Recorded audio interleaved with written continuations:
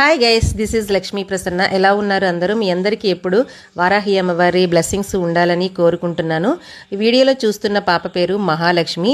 Today తన birthday అండి. తన బర్త్డే సందర్భంగా వాళ్ళ ఫాదర్ వినయ్ కుమార్ గారు వారాహి అమ్మవారి గుడిలో భోజనాలు పెట్టి తన బర్త్డేని ఎంతో మీనింగ్ఫుల్గా సెలబ్రేట్ చేశారండి.